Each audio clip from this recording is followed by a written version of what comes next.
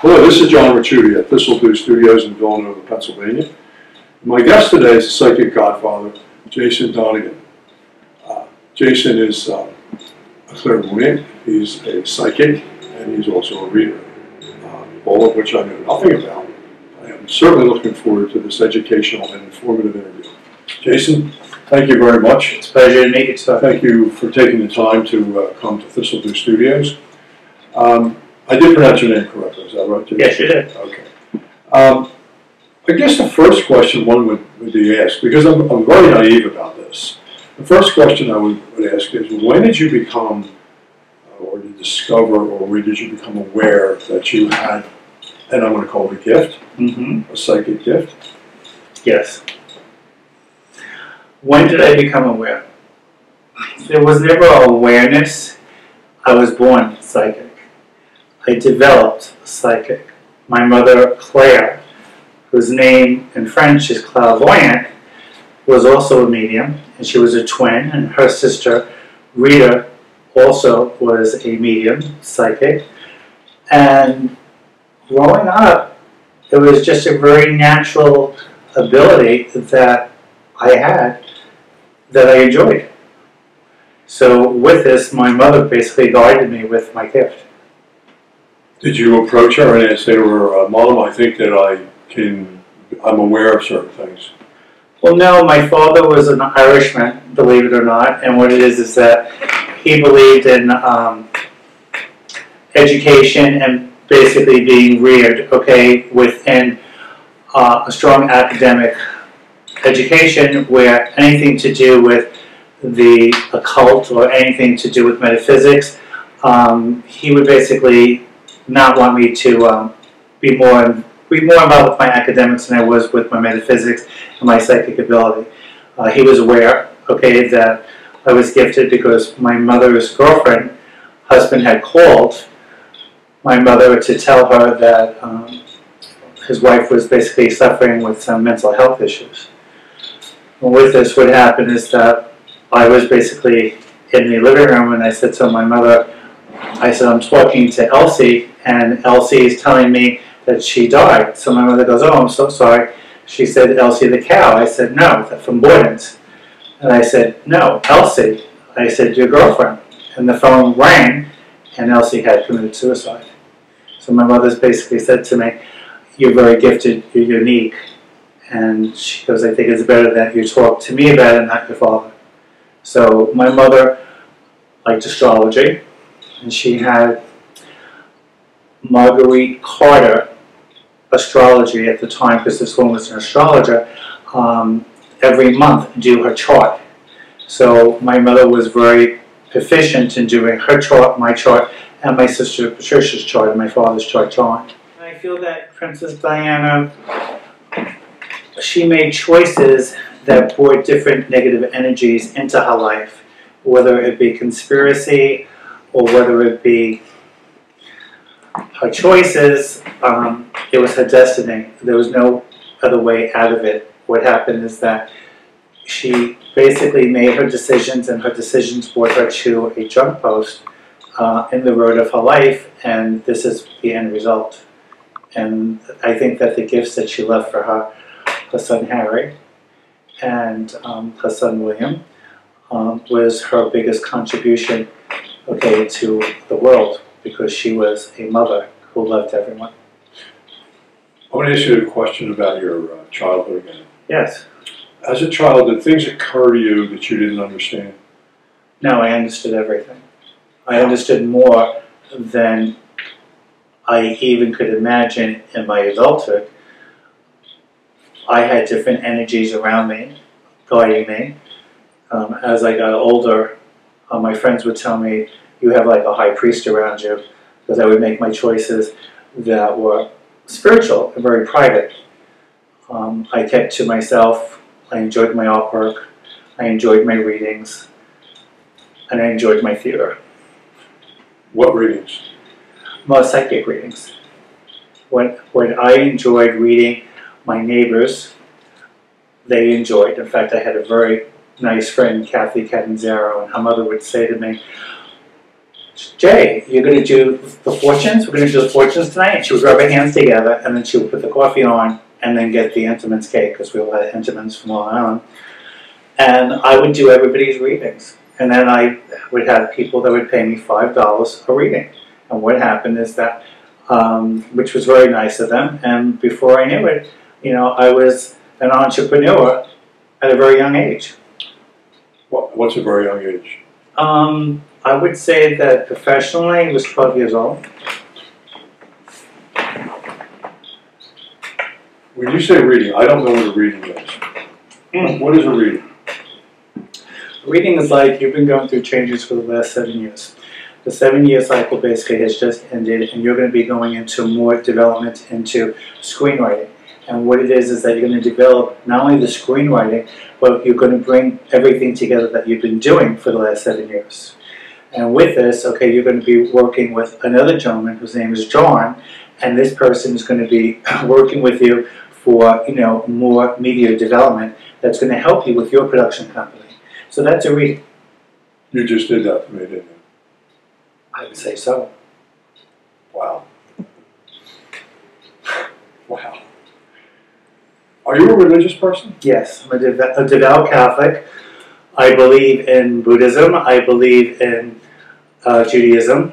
But I'm a devout Catholic. In religion, there are things that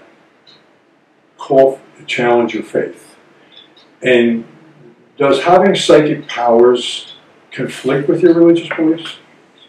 No, it really conflicts with other people's beliefs, not mine. My beliefs are very interesting.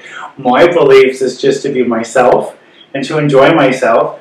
And if you have a belief system that you choose to say that a suit slayer is negative, that's your belief. If I can help you unconditionally, which I've helped many people, pro bono, I enjoy that, and then I walk away because I don't need anything. I was just here to give you the message.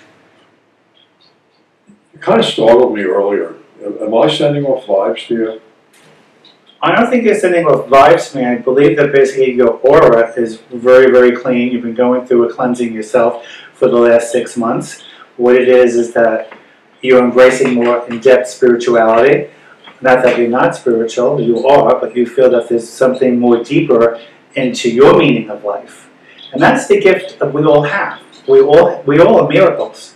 Your miracle is to give people information, especially on metaphysics, the occult, conspiracy theories, and also bring them into enlightenment. Because this is the enlightenment period now.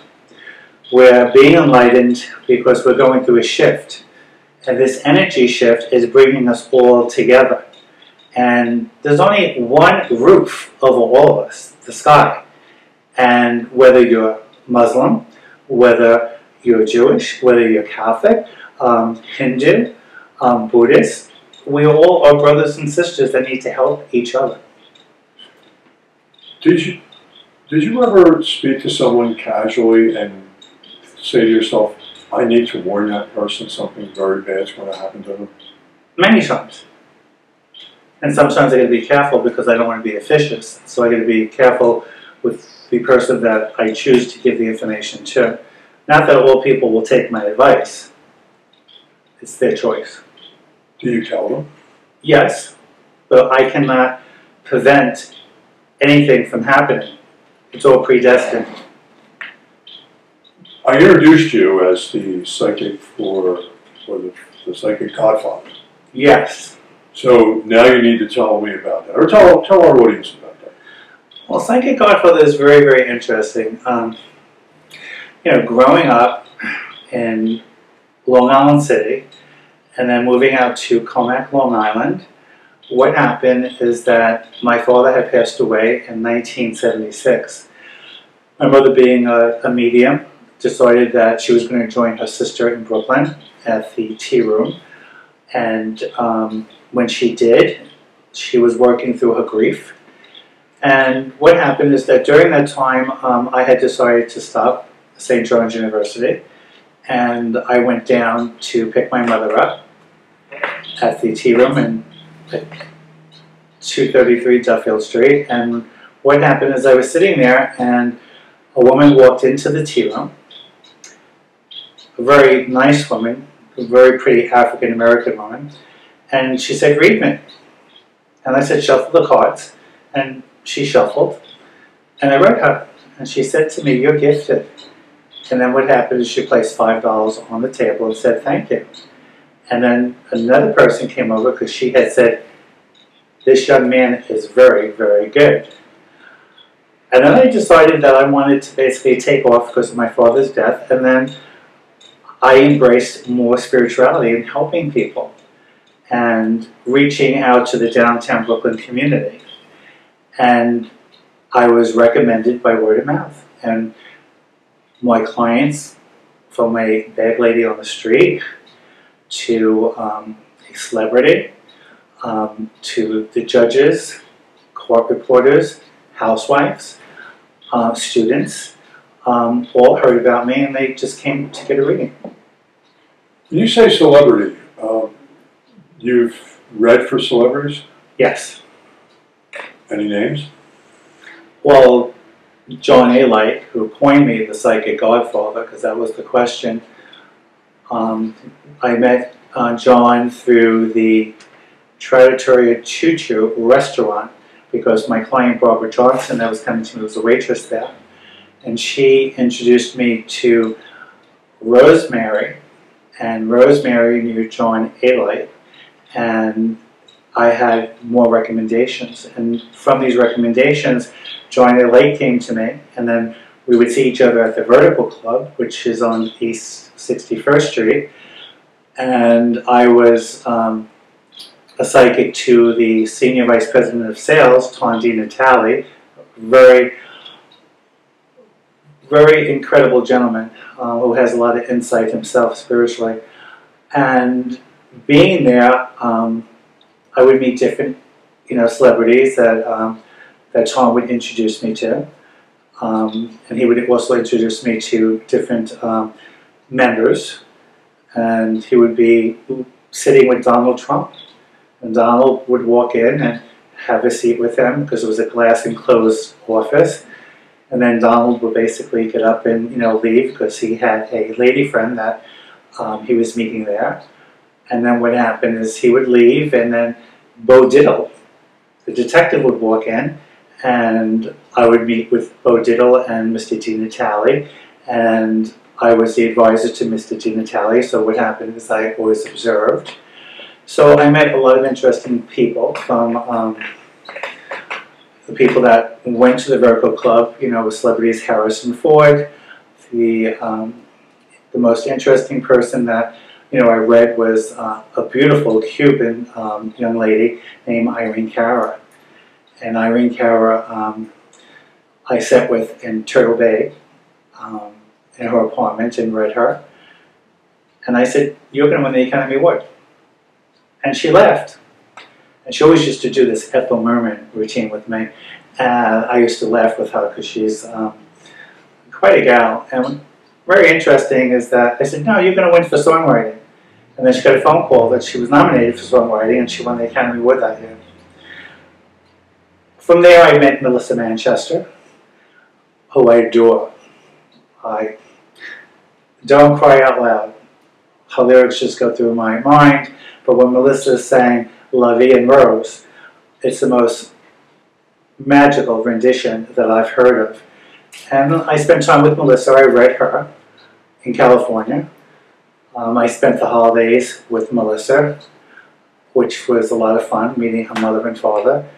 Her mother, Ruth, was a designer, and I enjoyed meeting with her, and it turned out that I was introduced to Melissa through a famous designer, Frankie Composto, who designed for Joe Collins on Dynasty.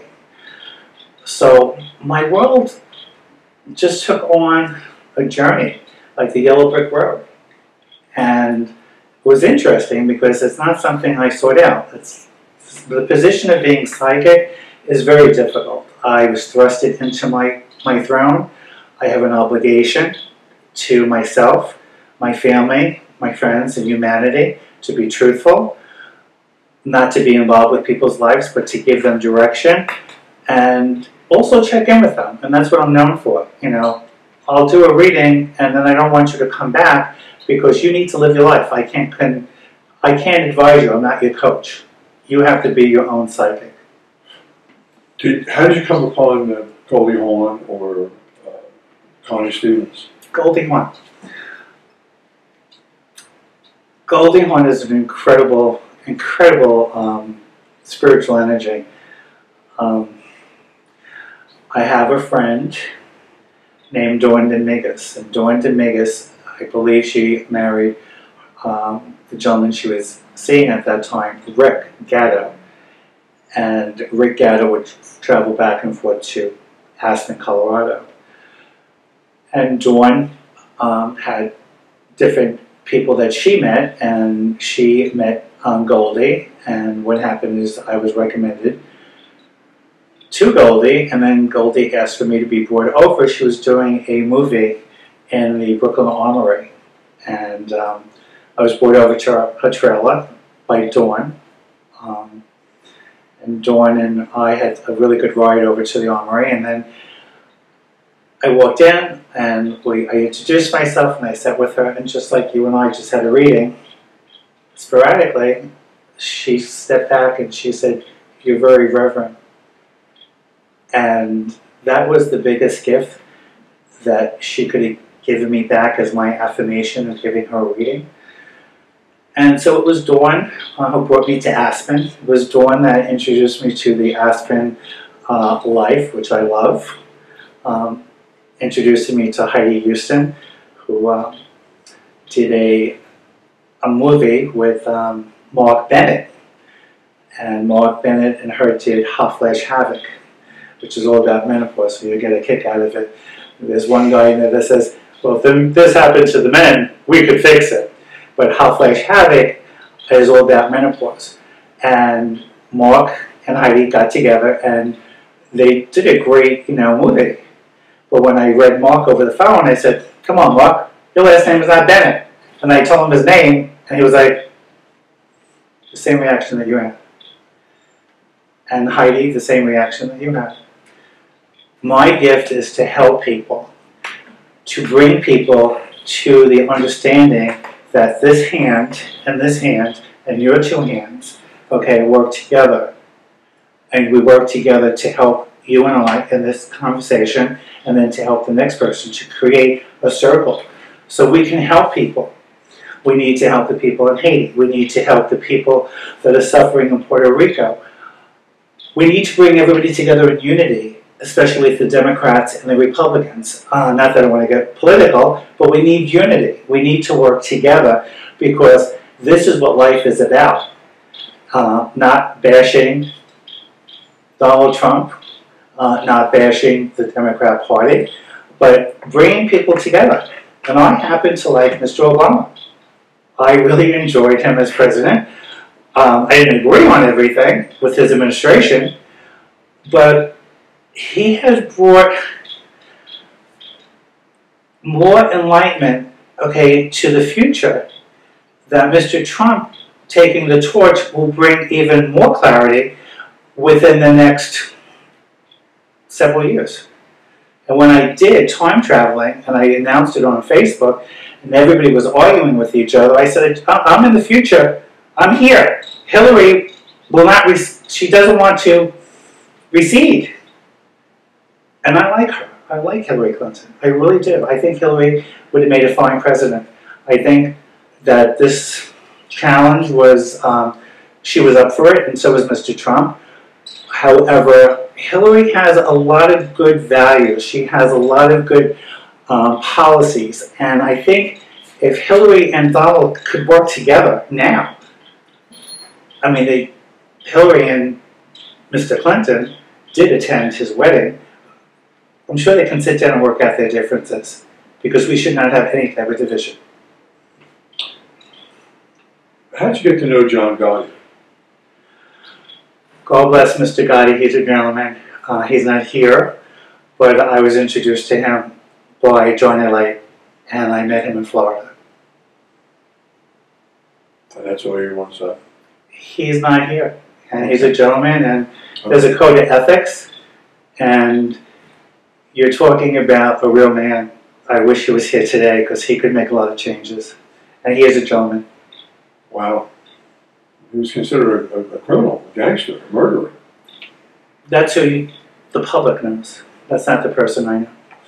Okay. Do you think having your gift is a gift or a curse? A gift or a curse? It's a gift. And if I use it as a gift, it's not going to be a curse. Too many people want to be psychic. You don't want to be psychic. You want to be more aware of you, because you are the miracle of your creation of your mother and father. To be psychic is to take on your own psychological issues and work through your journey. What I do by conveying to you a reading, I'm giving you information that I know that I can release to you, but I'm not going to manipulate your life. There's too many people out there that want to be dependent, and you can't be dependent on anyone. You need to be dependent on yourself, because you know what? You have to learn how to fly. Even I had to learn how to fly. Do you think everyone has a gift of being psychic? Absolutely. Why should I be any different? You have the gift. Your friends have the gift. Every individual that's born into this universe has the gift. Development on what level you're on depends on how you want to embrace your life, your belief system, and if you want to put the energy into working with your life and getting to, okay, the life that you want to create for yourself. Tell me the lost dog story. Oh, interesting. Oliver? Sure. Oliver. I have 11 dogs. I have 11 golden retrievers. And what happened is that time to time, like any dog, they get out. What happened is that there was a little disturbance in my area and our community. And what happened is that a lot of people were coming around, and it turned out that 2 women showed up, and they were looking for a dog. And they said to me that they were told by one of the neighbors, whose name is Faith, a very nice young lady that lives on my road, that there was a lab mix, I guess with pit bull, that was spotted. And with this disturbance in my community that was going on, because I'm a community advocate, I'm advocating for deer signs, advocating for a gate to make sure that the park is really secured.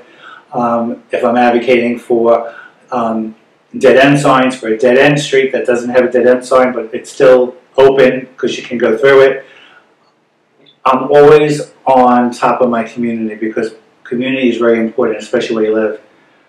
What was interesting is I looked at them, I said, your dog was not here. Your dog is 2 miles east of Vernon Valley Road, where the dog disappeared on July 4th. I said, there is a youthful person on the property, and you will find your dog, but not in my community. And they had hired a tracker, and what happened is that a woman drove by, and her name was Charmaine. And Charmaine stopped by, and I said to her, are you looking for Oliver? And I said to her, Oliver is 2 miles east of Vernon Valley Road. And she looked at me, and we had a conversation. We also texted back and forth. And I said, you're going to find this dog. And then during that point, another woman came, a very good-looking African-American couple from Wheatley Heights. And they said, we're from Wheatley Heights. We heard that there was a dog sighting here. And I said, no, we have Bella, who lives down the road. And I don't want to disturb, okay, the family, because they just had a baby. I said, but it's not your dog, and it's not Oliver. With that, what happened is I said, if you go back, check the woods. And they found their dog in the woods. And Oliver was found, I think, a week later. And the energy at that point, I was guided just to give out the information, and I didn't, you don't think about it when you're psychic, it just flows. And then what happens is I get a text from Charlemagne, who's a sweetheart, who happens to know all the people that I know, which gives her and I a bond together, and I completely enjoy her. And she was like, yeah, you were right. Oliver was found. And what happened is that a woman was mowing a lawn, and Oliver peered out, and Charlemagne said, I have a question. Is there a youthful person? And she goes, yes, my daughter, who's 19. And that's the Oliver story. Do you feel a connection with animals? Yes. I love animals. I love horses. I am a very big animal activist. I don't like to see any animal hunted. I'm certified with the ASAPCA for the Trap, Neuter, and Return program. And I enjoy life. I mean, life is about, you know, taking care of animals in the habitat, in the wild. Even wild horses. I mean, there's so much going on with wild horses today that people don't know, okay, the extent, okay, of the Spanish, you know, conquistadors who left their horses here, that the wild horses, okay, are out there, and like in New Mexico, and they need help. So rescue groups, okay, I respect. I don't respect extremists with animal activists. I expect people to be very humble when they're working with animals and giving love. And I find that basically, you know, with social media, people are more active, but social media basically has its downfall because you do get a lot of people that are not truthful. And I've come across that, and that was a problem within my community. What do you think about psychic networks, or, and you don't have to be specific, you know, there's Long Island psychic, there's psychic networks. Do you think they're just show, or do you think they're for real? Do you think do they have a Well, purpose? getting back to your question, we're all psychic. I like John Edwards, I like Teresa Caputo. They all have their style. Of course, they're not going to be 100 to 1,000% correct. But I find them credible. And then I also like two of my friends, Amy Zerna, who's a designer, and her husband, Monty Farber. I enjoy them as clairvoyants. And Amy Zerner is a designer for clothing as well as an astrologer. And Monty, a musician as well as an astrologer. And he was a bodyguard, interesting, for Michael J. Fox, and Amy designed for Elizabeth Taylor. So it's very interesting because we all have the gift. And my friends in East Hampton, Amy Zerner and Monty Farber, not only do I enjoy, I endorse. But we all have the gift. And if I can make you comfortable, or if Teresa Caputo can make you comfortable, or John Edwards can make you comfortable, and give you something that is an affirmation, you take what's offered to you, and that's the gift.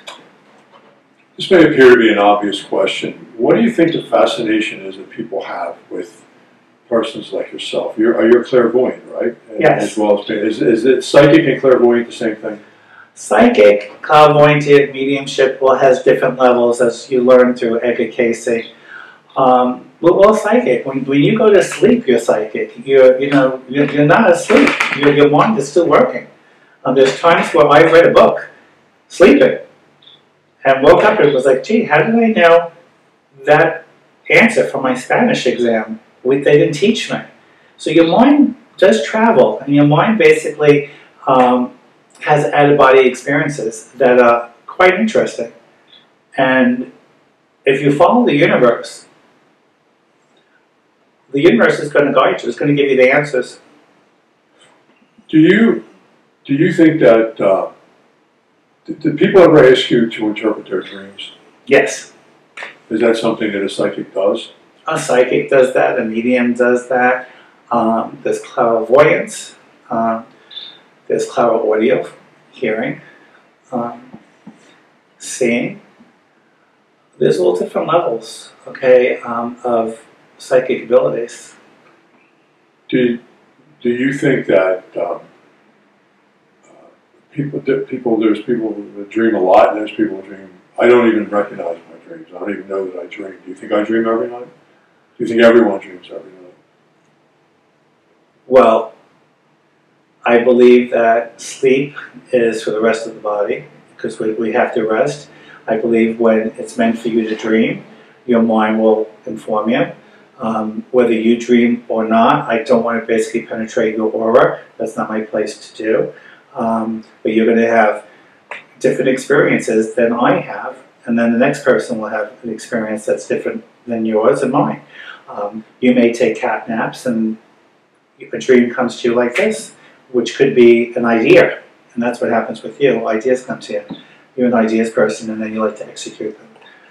And what happens is that that's your experience. My experience is I do time travel. I went in, and with Donald Trump, I watched everything in the future, and I reported back on Facebook what was going on, and everything I had predicted was true. And we have to accept, okay, what's in the future. And by the acceptance, okay, of me time traveling and bringing that information back on Facebook, Hillary supporters would not want that, to hear that, and I understand why. And Trump supporters would be very happy to hear that. But there's always, like Donald taught me when I was at the Vertical Club, there's a winner and a loser. You've got to be a winner. Hard to do, but he gave me good advice. You said you were devout Catholic. Yes. Do religious persons come to you and ask you things? Yes. And they do it with confidence? Downtown Brooklyn, we have St. Joseph's Convent, and it was very interesting. A nun came to me, very interesting woman, and she came to me not as a nun, she came to me for a reading, she was recommended to me, and she had an incident with her niece, who was also her namesake. And she sat down, she shuffled the cards, she goes, I heard about you. You're very good.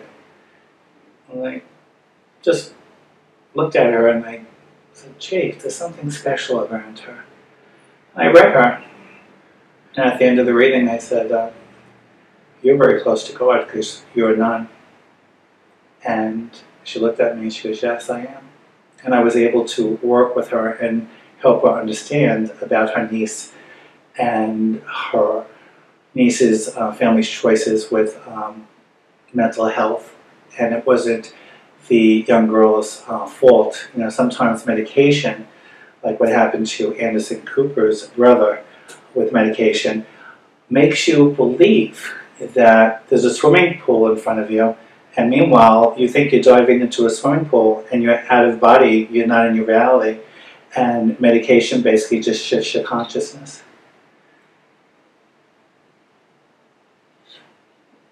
Why do you think, and I think I may have asked you this question, so I'll just go. I did ask you why you think people are fascinated by this. I did ask you that question. People are fascinated because people don't want to live a mundane life, and what it is that living, a mundane life is a blessing. The gift of sitting here is a gift, which I enjoy.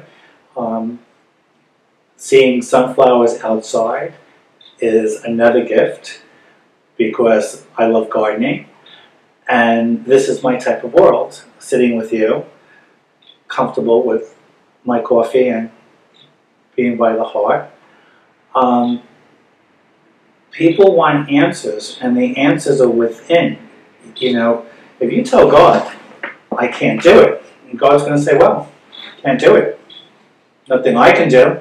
I've given you all the tools. And then if you say, well, God, I'm going to get up and I'm going to do it, you're going to take your tools and you're going to read your book, do your homework, and you're going to get it done. Because if you don't do your homework, you can't basically accomplish anything. And if you wallow in self-pity, And we all do. There's times that I have with losing my father and losing my mom, my grandfather, who was very close to, my grandfather Giuseppe Tortora. That hurt quite a bit. But we learn to get back on our horses, and we have to move towards the road, like Beckett's play, Mother Courage. She's constantly being afflicted by her family, losing this one, losing that one, and she's on her way again, but she still has to basically have a beautiful sunrise and a beautiful sunset. You got to keep on going on your journey. Did you ever fool around on the Ouija board? Have I ever fooled around with the Ouija board? I've experienced the Ouija board, yes. Has the Ouija board given me answers? Yes. Am I afraid of the Ouija board? No, because you pray and you protect yourself. And what happens is that good energies, okay, do come through. And you keep the negative energies away. What's the most difficult thing you ever told someone? I have a client that I adored, and she was always worrying about her pension and buying another house and taking care of her daughter and her granddaughter. And I had said to her, you're focusing on everything that's wrong. You have to focus on just you. And I said, you're going to accomplish everything that you want, but you're going to die. And you're not going to enjoy your retirement. And I gave her advice, you know, where she had to make her own medical choices. And unfortunately, she did not make it. And that's difficult when you have to basically tell someone that their dreams will come true, but their journey has come to an end. That's difficult. My dad always thought I was in the honor roll when I was in high school because I came out of a parochial school, and my education was very strict in parochial school, but my mother knew I had some type of learning difficulty, which was a learning disability, but they didn't acknowledge that at that time.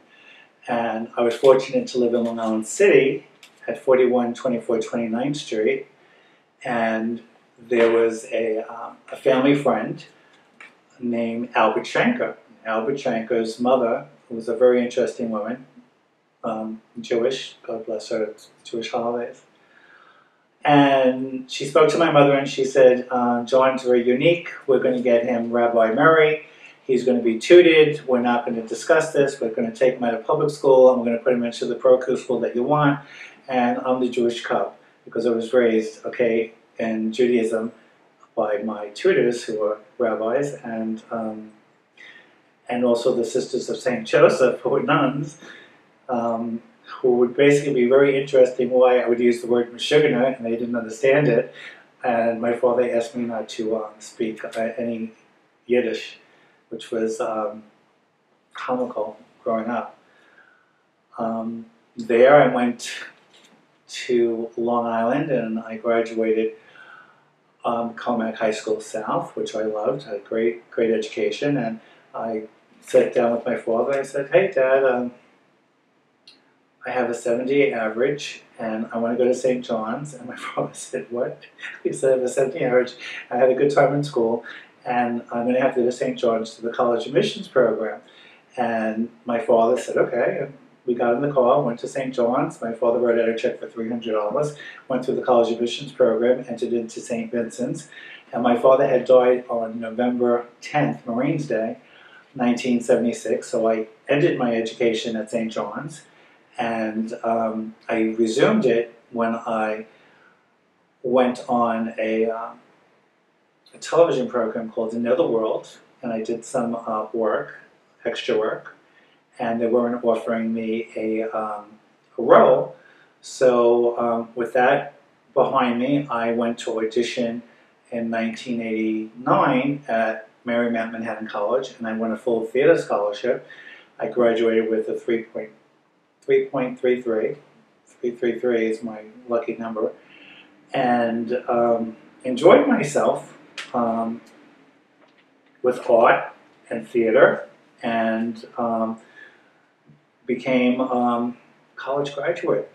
And with a learning disability, which is a learning style, because we all learn in different ways, and very proficient. And then what happened is that I wanted to continue with law school, and my good friend Marty Cardone, who was a financial attorney, was my law professor. He guided me, and what happened is that that's something that I'm going to conclude, okay, in my life as my law degree. So education to me is very important, and I enjoy it, and I enjoy the challenges of being nominated for my critical thinking paper.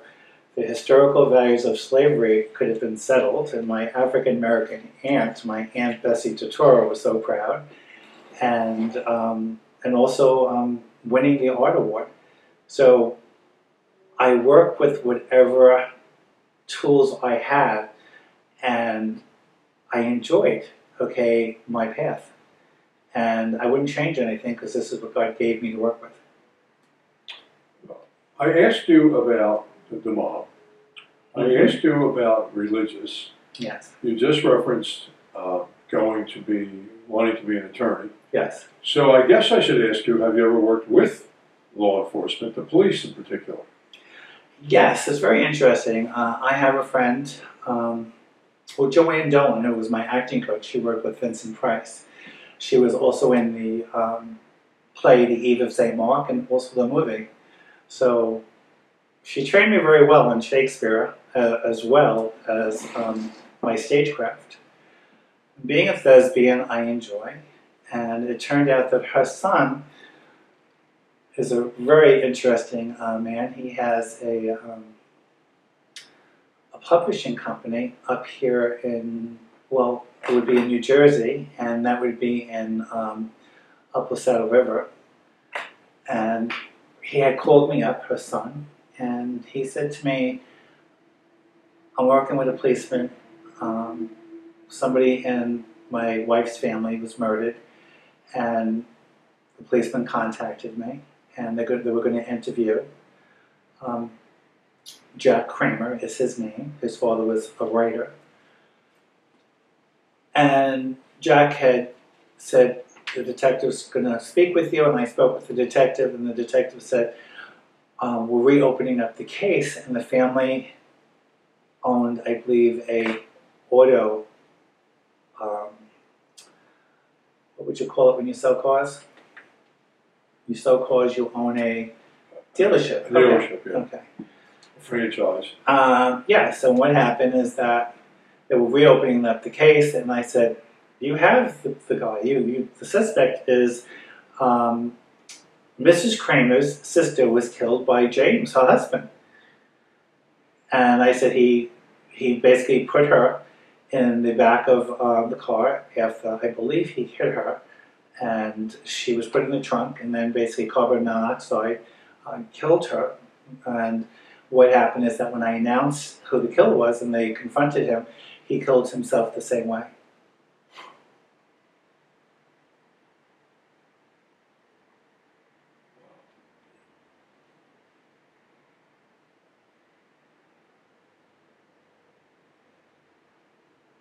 Thank you.